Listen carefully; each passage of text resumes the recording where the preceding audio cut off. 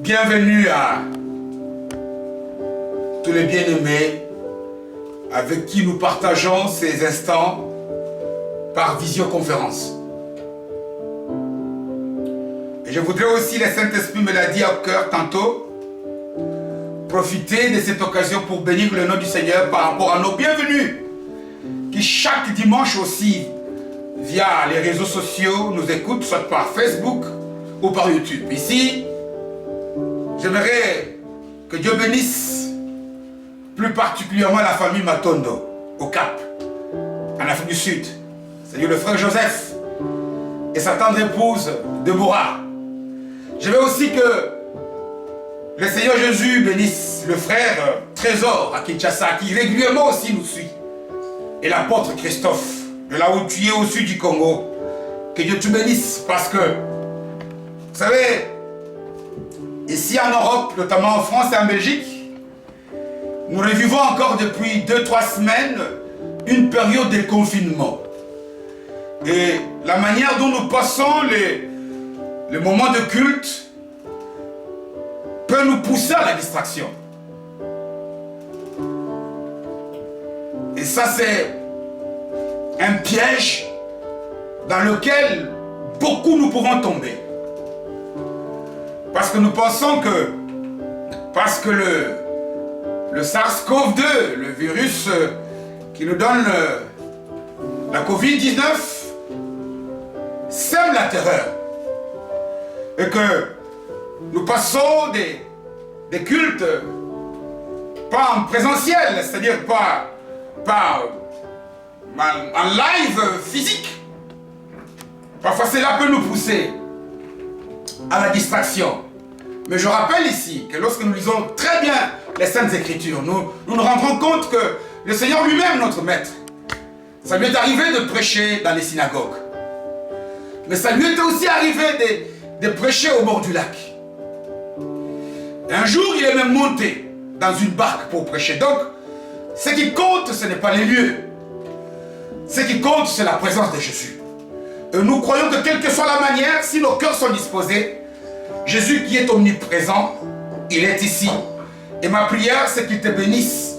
Toi qui vas écouter encore d'une manière studieuse cette parole qu'il a pour toi et qu'il a pour moi, et que cette parole te fasse beaucoup de bien. Nous avons donné comme thème à notre message, partage de ce dimanche, ce que doit savoir tout chrétien. J'ai venu aussi la sœur Monique qui nous suit de Kinshasa régulièrement. Il y a des choses que tout chrétien doit savoir. Pourquoi? Mais s'il veut réellement refléter la nature du chrétien, il est écrit que lorsque nous recevons Christ, l'Esprit du Seigneur vient habiter à nous. Et lorsque nous lisons Paul, notamment dans l'épître adressée aux Galates, son 5e chapitre, verset 22e, il dit que l'œuvre du Saint-Esprit en nous, son action, doit produire en nous des caractères, doit produire en nous des vertus qui sont en Christ. Parce que c'est ça le but de Dieu, selon Romains 8, 29. Il dit, il nous a choisis pour que, par l'action du Saint-Esprit, que nous puissions produire des fruits. C'est-à-dire quels sont ces fruits-là? C'est que nous puissions être transformés et devenir l'image de Jésus. Or, la plupart d'entre nous, si nous essayons de jeter un coup d'œil à nos propres vies, nous ne sommes pas beaucoup différents de ce que nous étions avant. Nous étions méchants et on trouve encore beaucoup de méchanceté en nous. Nous étions très vite dans la colère. Et très souvent nous tombons encore dans toutes ces fautes. Mais c'est parce que il y a des choses, il y a des vérités qui sont comme, vous savez, tu as beau être étudiant à Oxford ou à Harvard ou à la Sorbonne. Je cite là les 3 grandes universités reconnues mondialement. Mais si tu veux apprendre à lire, tu dois connaître l'alphabet. Quelle que soit l'université, quelle que soit la célébrité des professeurs que tu peux avoir, si tu ne connais pas l'alphabet, tu ne liras jamais. C'est la même chose aussi. Si tu veux apprendre le mathématique, le calcul, si tu veux faire des opérations mathématiques, devenir le plus grand ingénieur, quelle que soit la faculté, quelle que soit l'université, quel que soit l'institut où tu peux être inscrit, tu dois connaître les chiffres. Tu ne connais pas les chiffres, tu ne peux pas faire des mathématiques. C'est la même chose aussi. Tu as beau avoir le meilleur des pasteurs, tu as beau faire partie de la meilleure assemblée chrétienne, mais il y a l'alphabet, il y a les chiffres, il y a la fondation, il y a les bases que tout chrétien doit connaître. Et si vous voyez aujourd'hui que nous sommes ce que nous sommes, que nos vies chrétiennes ne progressent pas, si nous avons ces constats amers qu'il y a encore beaucoup de déchets dans nos vies et que nos vies ne produisent pas de fruits, et par conséquent nous avons du mal à manifester la vie de Dieu et surtout à recevoir ce que nous attendons de la part du Seigneur, c'est parce qu'il y a certaines bases que nous n'avons pas. Beaucoup d'entre nous, nous sommes venus à Christ parce que nous sommes nés dans des familles où les parents étaient chrétiens. Et du fait que nous avons grandi dans ces familles, on s'est retrouvés, nous aussi à l'église, et parfois on devient même des pasteurs. Mais il y a des bases que nous devons connaître. Voilà pourquoi je répète le thème, qu'il y a des choses que tout chrétien doit connaître. Il y a des choses qui sont comme l'alphabet du chrétien. Aujourd'hui, nous n'allons pas connaître tout. Aujourd'hui, c'est le départ. Il y en a beaucoup. C'est toute une vie. Nous allons aujourd'hui partager sur 3 grandes vérités. 3 choses. 3 clés. Et j'aimerais que mon frère, ma soeur, toi qui vas écouter ce message, tu essayes de faire de toutes ces clés ta propriété. Parce que ces clés vont t'ouvrir des portes pour qu'il y ait un tournant dans ta marche chrétienne. Pour qu'il y ait une différence entre l'avant ce dimanche et l'après ce dimanche. Mais pour parler moins et dire vrai, je nous invite de pouvoir tourner dans nos Bibles, dans l'évangile selon Saint Luc, en son 9e chapitre. Luc, chapitre 9e. Évangile selon Saint Luc.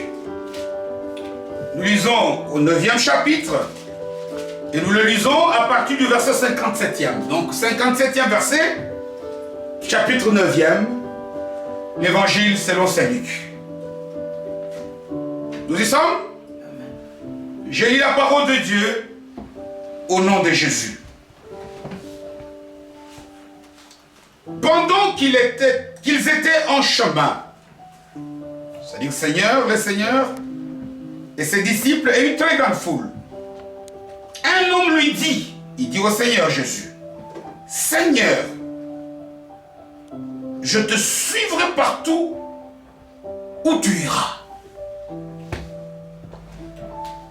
Jésus lui répondit, verset 58e, les renards ont des tanières, et les oiseaux du ciel ont des nids. Mais le Fils de l'homme n'a pas un lieu où il puisse reposer sa tête. Il dit à un autre, suis-moi. Et il répondit, cet autre, Seigneur, permets-moi d'aller d'abord ensevelir mon Père. Mais Jésus lui dit, laisse les morts ensevelir leurs morts. Et toi, va annoncer le royaume de Dieu. Verset 61e, un autre dit, je te suivrai, Seigneur, mais permets-moi d'abord d'aller prendre congé de ceux de ma maison. Jésus lui répondit, quiconque met la main à la charrue et regarde en arrière n'est pas propre au royaume de Dieu. Parole du Seigneur.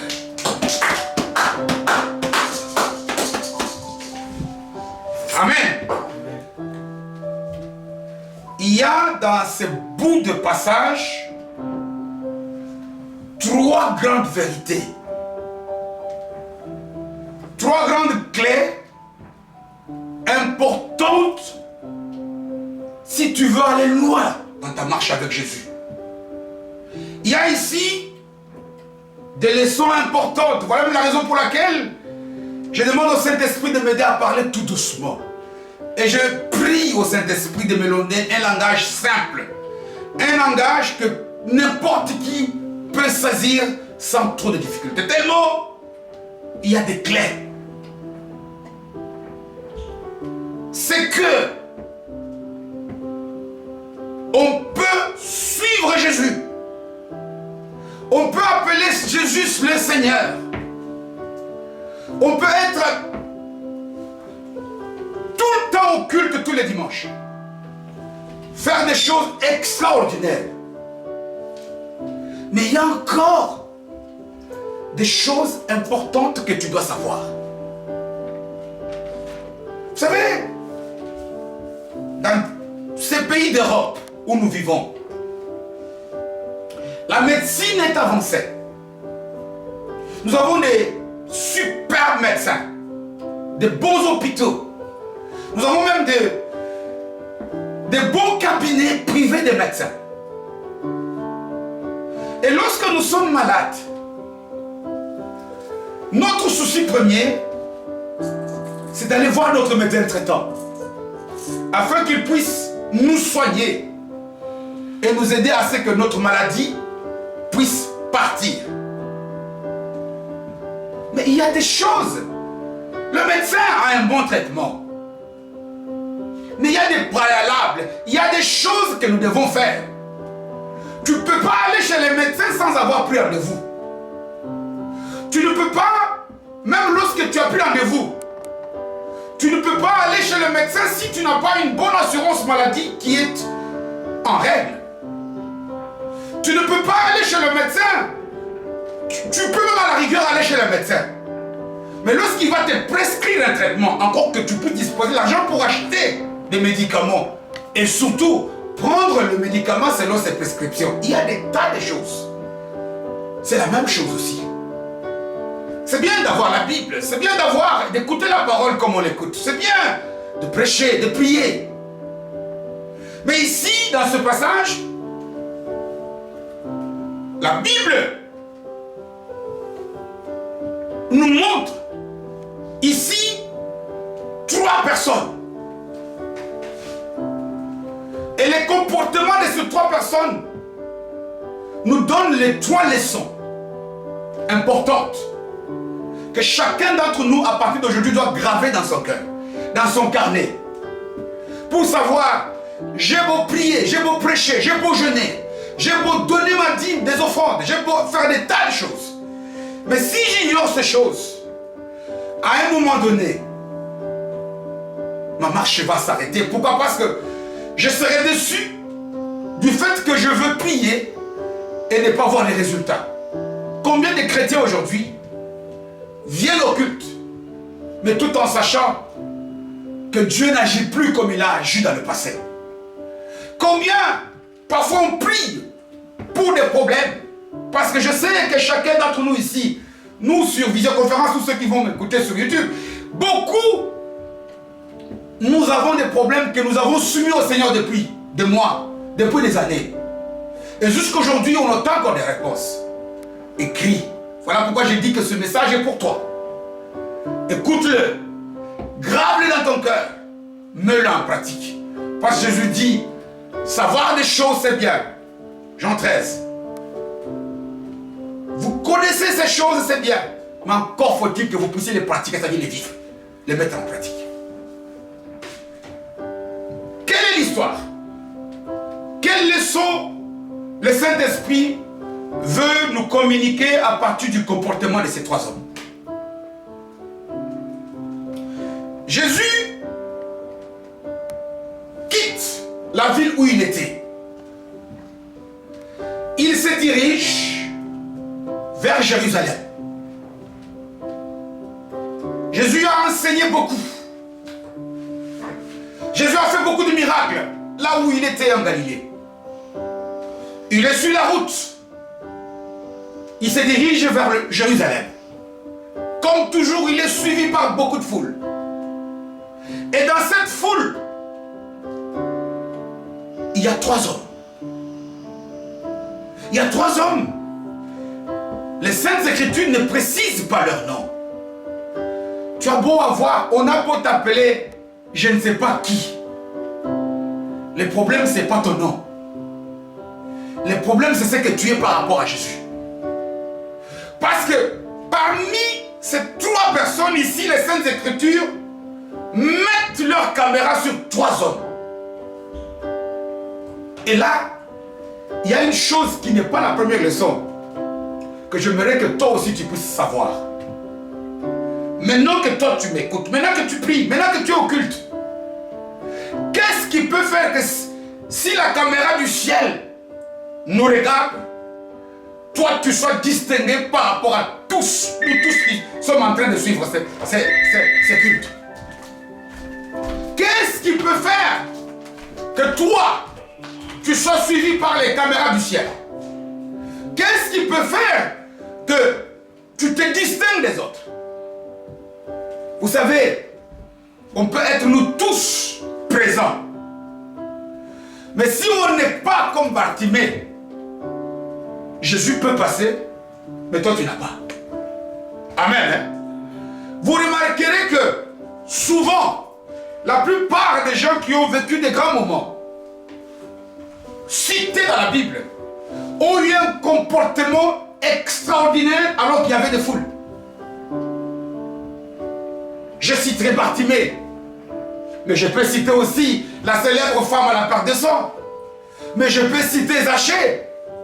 Mais toi tu peux citer beaucoup. Lorsque tu viens à Jésus, lorsque tu pries, que ton attitude de prière te distingue des autres. Amen. Que ton attitude, ça ne dépend pas. Bartimée était négligé, il était aveugle. Mais Bartimée s'est distingué. Qu'est-ce qui te distingue maintenant? Qu'est-ce qui fait la différence entre nous tous ici? Qu'est-ce qui peut faire que si Dieu veut pointer la caméra du ciel sur une personne, ça soit sur toi? Et ici, la caméra tape sur trois personnes. Lorsqu'on voit la manière dont ils appellent Jésus, ils les connaissent. Parce qu'ils l'appellent Seigneur, Maître. Ils savent que c'est lui qui a la vie. Comme ils sont en route avec lui, c'est qu'ils ont écouté beaucoup d'enseignements de Jésus. Ils l'ont vu faire beaucoup de miracles. Et on peut dire qu'ils sont motivés. Mais lorsque nous voyons la ce genre, c'est qu'il y a aussi des choses que moi et toi, parce que dans notre comportement, on retrouve encore l'attitude de ces trois hommes. Lorsque nous voulons nous arrêter d'abord sur la première personne, ça c'est le premier verset, ce 57e que nous avons lu. Il est écrit ceci: pendant qu'ils étaient en chemin, un homme lui dit: Seigneur, je te suivrai partout où tu iras. Quelle prière! Quelle belle prière! La Bible nous dit que tout serviteur de Jésus doit être là où Jésus est. Ça, c'est Jésus qui l'a dit notamment dans Jean chapitre 12e, verset 26e. C'est lui qui veut me suivre, qu'il vienne avec moi, et là où je serai, là où sera aussi mon serviteur. Il dit même au début de ce chapitre 9e, verset 23e, il dit que c'est lui qui veut me suivre. Quitte sa famille, quitte tout, on l'a dit. On le voit, Jésus veut que nous puissions être là où il veut. La prière de cet homme est parfaite. Le problème parfois que toi tu as, les problèmes que j'ai, mettons en mode silence nos téléphones pendant que c'est entendu sur l'autre. Mettons en mode silence. Le problème que nous avons parfois, ce n'est pas nos prières. La prière de cet homme est bonne. Il n'y a aucune faute dans la prière. Quelle est la bonne chose que un chrétien puisse espérer? Parce que dire je veux être avec Jésus partout, tu veux, ça veut dire quoi? Je veux être en communion avec toi. Je veux devenir un avec la parole. Je veux que ma vie reflète Jésus. Être là où Jésus est veut dire quoi? C'est que quand on me voit, on voit Jésus. C'est avoir une vie conforme à la volonté de Dieu. C'est la prière parfaite. Mais lorsque nous essayons de voir au verset 58e la réponse que le Seigneur lui donne, c'est là où nous voyons que le Seigneur ne lui adresse pas un reproche, mais il lui dit ce qui lui manque. Aujourd'hui, Dieu ne nous fait pas des reproches par rapport à ce que nous sommes en train. Nous prions bien. Nous méditons bien la parole. Nous faisons des tas de choses qui sont parfaites. Mais lui qui lit les pensées cachées dans nos cœurs, il veut nous apprendre ici la première clé. Écoutez ce qu'il dit au verset 58e. Jésus lui répondit: les renards ont des tanières et les oiseaux du ciel ont des nids. Mais le Fils de l'homme n'a pas un lieu où il puisse reposer sa tête. Normalement, quand tu as fait une belle prière, tu t'attends à quoi? Mon Seigneur, moi je veux que tu me guérisses la maladie. Toi, tu attends que la maladie parte. Non. Lorsque nous essayons de sonder la réponse du Seigneur ici, il nous donne la première lettre de l'alphabet, le A de la marche avec Jésus. Beaucoup d'entre nous ici, si la question nous est posée, pourquoi tu pries? Pourquoi tu vas à l'église? Pourquoi tu es venu à Jésus? Nous allons donner beaucoup de réponses, mais qui sont déjà au-delà de la première des choses que nous devons connaître. Beaucoup nous venons, nous savons, nous avons déjà des plans dans nos têtes.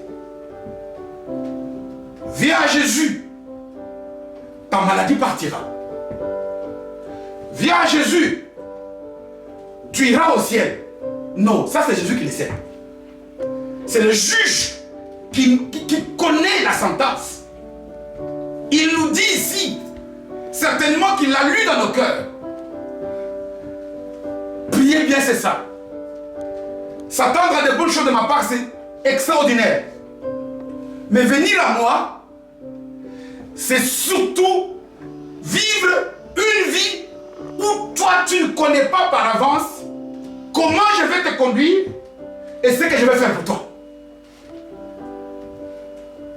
Nous sommes très souvent dessus parce que nous venons à Jésus, même si on ne le dit pas, on sait comment il va nous guérir, on sait comment il va nous répondre. Ici il dit, mais suivre c'est bien, mais ça a un prix.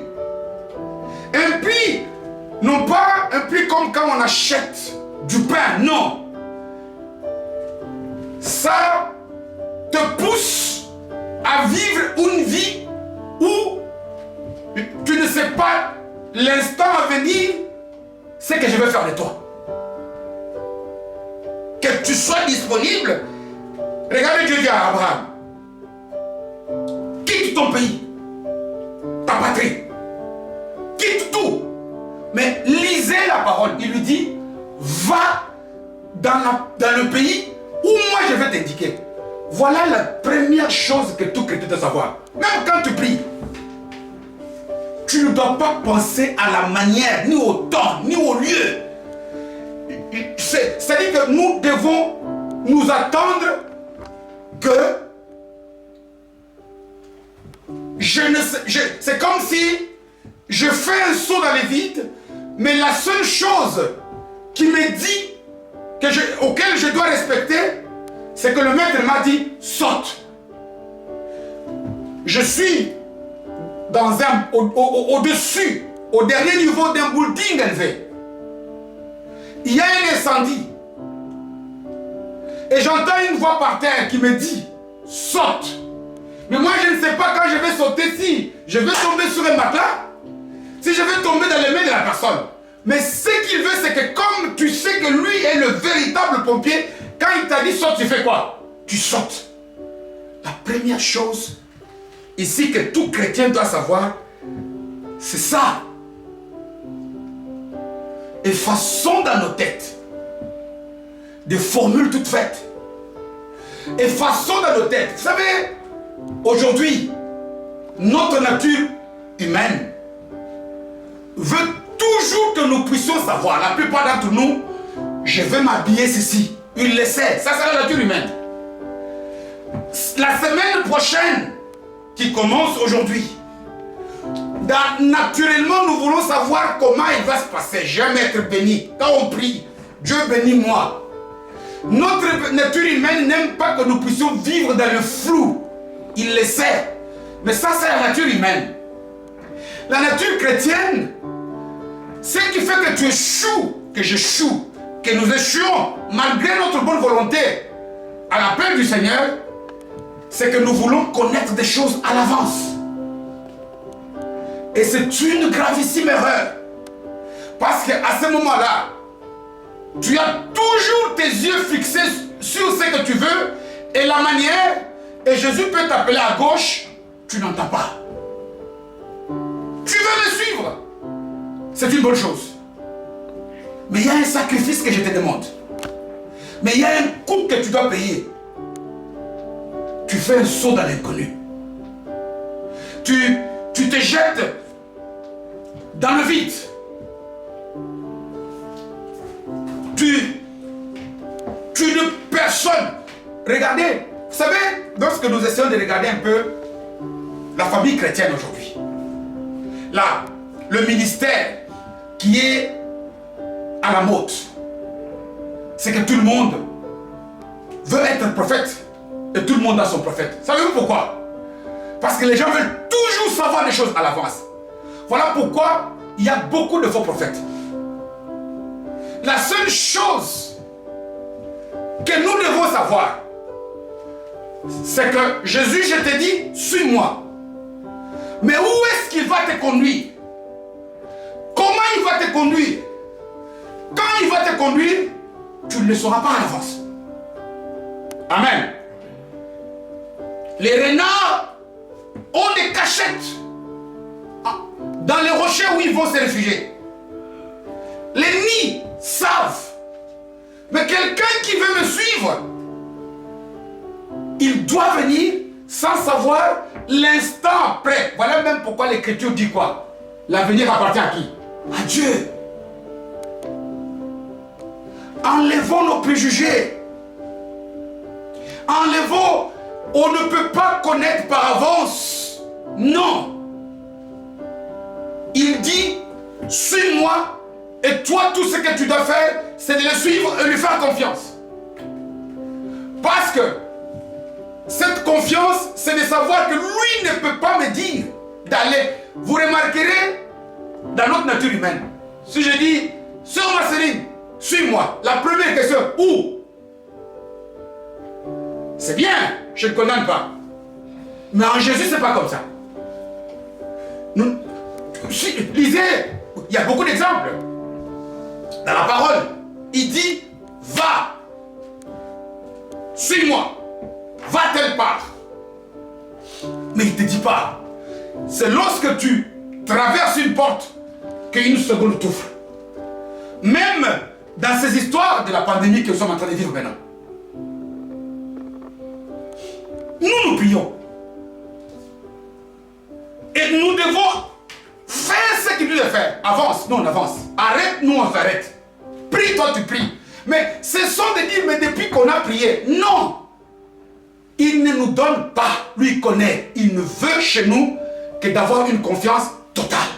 Ça c'est la première leçon que nous devons savoir. Attention à tous ces faux prophètes qui nous annoncent des choses, qui veulent tout simplement nous séduire parce qu'ils voient que nous sommes dans le besoin. Parce qu'ils savent bien que notre nature humaine veut connaître des choses à l'avance. On n'aime pas l'incertitude, on n'aime pas aller dans l'inconnu. Mais quitter le monde, aller à Jésus, c'est un saut dans l'inconnu.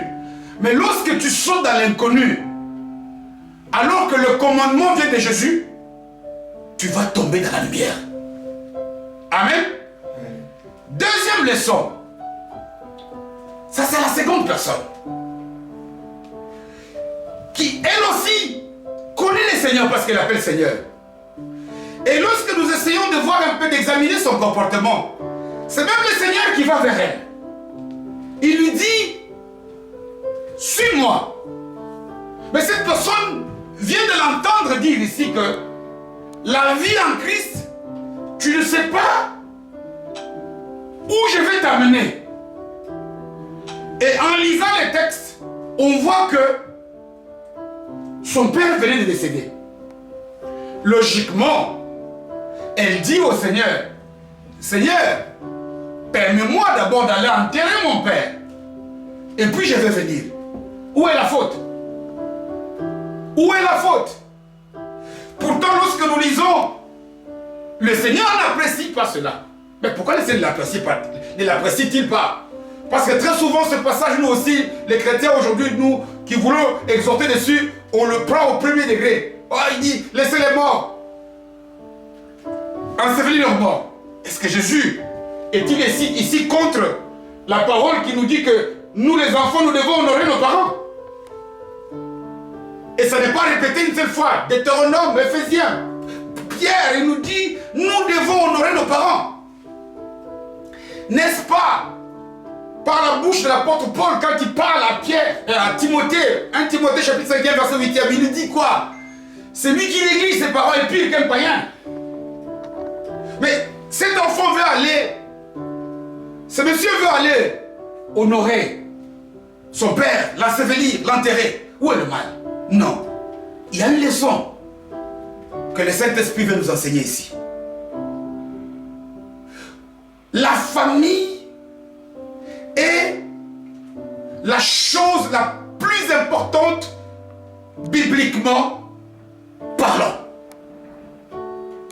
Lorsque tu déshonores ta famille, tu déshonores toute la parole. Comme la famille est la chose la plus importante. Mais ici, le Seigneur révèle qu'au-dessus de la famille, il y a d'abord la parole. Amen. Beaucoup d'entre nous ici, lorsque on a une chose à faire. Et on a la parole. On privilégie la chose à la place de la parole. Ici, il dit, tous nos intérêts de la vie, quels qu'ils soient, doivent venir en seconde position et annoncer le royaume. Faire les choses de Dieu doit avoir la priorité. C'est-à-dire qu'il y ait pandémie, le culte doit avoir lieu. Que tu sois dans des conditions où tu ne peux pas prier, tu dois d'abord prier. Parce que la plupart d'entre nous chrétiens ici, il y a beaucoup d'activités qui ont pris la place de la parole. Or, on l'a chanté ici, Alpha Oméga. Pour que Dieu soit l'Oméga, il doit d'abord être le commencement. Qu'est-ce que tu as placé en première position? Qu'est-ce qui occupe ta place? Est-ce que c'est le royaume? Est-ce que ce sont les choses de Dieu? Il dit, celui qui aura honte de moi d'annoncer l'évangile, moi aussi j'aurai honte de lui. Première clé. Attention à la marche vers l'inconnu. Ce qui implique beaucoup de risques, ce qui implique beaucoup de sacrifices.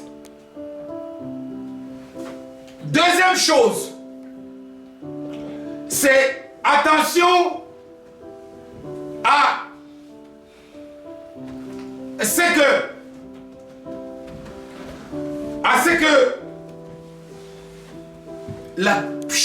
les choses de Dieu occupent dans ta vie la première place.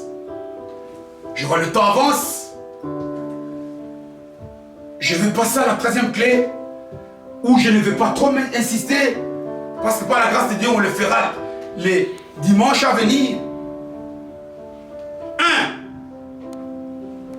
1. Jésus te conduit comme un aveugle sans savoir où tu vas aller demain et accepter de lui faire confiance totale.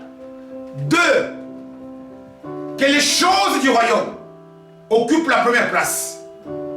Troisièmement, attention à ceux qui sont nostalgiques, ceux qui avancent et qui jettent toujours, qui reviennent toujours dans leur vieil travers. Ils risquent d'être transformés en statue de sel, comme la femme de Lot. Les nostalgiques, les gens qui écoutent la parole, et le Saint-Esprit insiste sur la même chose. Je te vois passer beaucoup de temps par rapport à ça. Ça n'est pas bien. Abandonne. Mais très souvent, ils reviennent toujours vers leur vomi. C'est comme si le Saint-Esprit est en train de travailler en vain. Il y a des choses que tu connais. Il y a des choses que je connais. Chaque personne connaît sa vie. Il y a des choses qui ne devaient plus faire partie de notre vie aujourd'hui. Il y a beaucoup de choses qui sont difficiles. Mais il y a des péchés que nous avons apprivoisés, des choses du passé. Nous sommes nostalgiques de ces choses. On revient toujours dessus, sur ces choses. Ici, le Saint-Esprit te met en garde. Tout le travail qu'il est en train d'opérer sur toi, sur moi, sur nous, de dimanche à dimanche, il n'est pas vain. Rappelez-vous de la sanction du figuier stérile. Il a dit, ça fait 3 ans que cet arbre occupe inutilement l'espace. Il dit au vigneron, coupe-les, arrache-le. Lorsque on n'avance pas, lorsqu'on recule toujours, lorsque nous avons toujours les yeux vers le passé, nostalgique de la vie passée, nostalgique des choses du passé, on n'avancera jamais. Ici, j'aimerais pour conclure cette introduction du message, pour rappeler ces 3 choses.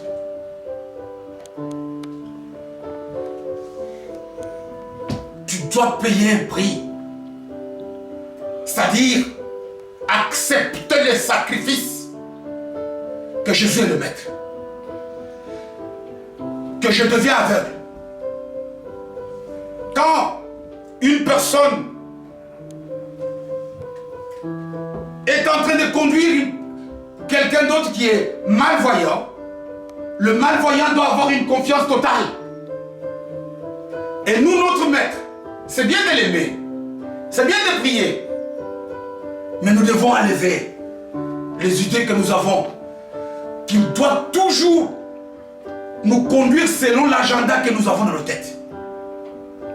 Et aussi, quelle place occupent les choses de Dieu dans ta vie? Pas la deuxième, pas la troisième. Où il est l'alpha, alors il sera l'oméga. Ou il n'est pas l'alpha et il n'a jamais été avec toi. Et puis attention, il y a des choses sur lesquelles le Saint-Esprit a insisté sur chacun d'entre nous régulièrement. Cesse de faire ces choses. Cesse. Et tu verras ce que le Saint-Esprit va faire pour toi et pour moi. En tout cas, je prie le Seigneur de mettre fin à ces messages d'aujourd'hui ici et de dire à mon Seigneur de te bénir pour que cette parole puisse produire des fruits dans ta vie au nom de Jésus. Amen.